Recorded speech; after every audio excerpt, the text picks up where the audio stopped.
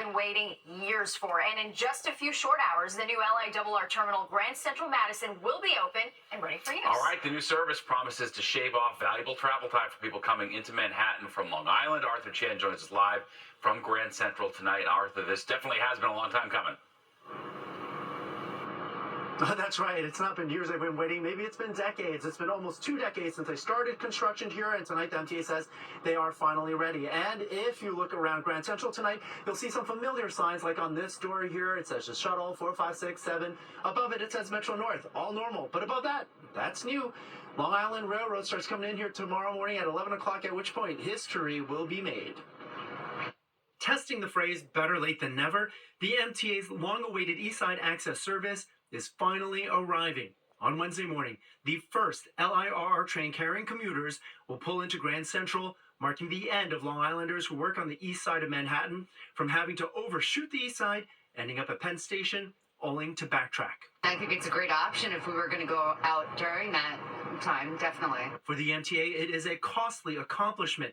Originally, it was to be finished in 2009 for $3.5 billion. 14 years behind schedule. For a price tag the MTA now says is approaching $12 billion, it is finally done. Direct trains will run between Jamaica Station and Grand Central Madison, as it's called, a vast 350,000 square foot space, 14 stories below ground. Now that it's been built, will they come? I think that would probably make it a little bit more convenient for people who live on the east side. How long is your commute now, and how much will it cut it down by? It's about 50 minutes. Maybe next week cut down to like 30. The MTA in the past projected 160,000 LIRR riders will use this new line, and that many will be opting to leave their cars behind, hopefully alleviating traffic on the roads.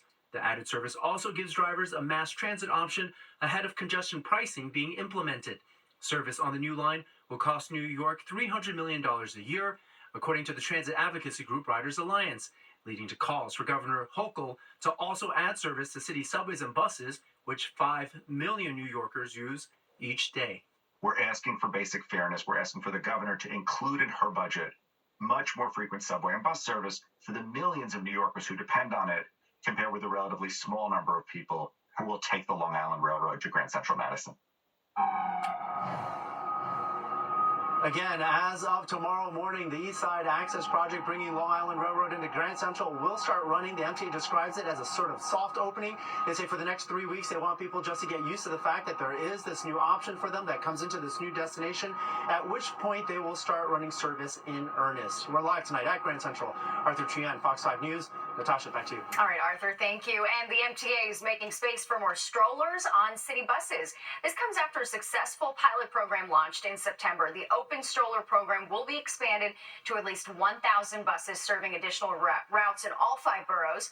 The stroller space allows riders with young kids to board and ride the bus without having to first fold up their stroller. The ability to be able to bring the stroller on, to not have to collapse it, is a game changer. Previously, we're big bus riders. I would bring Maddie on to the bus, and I just wouldn't bring the stroller because it's just very difficult to collapse. And so this really makes a world of difference for parents across the city. And right now, about 140 buses are part of that pilot program. The city's second recreational weed dispensary closing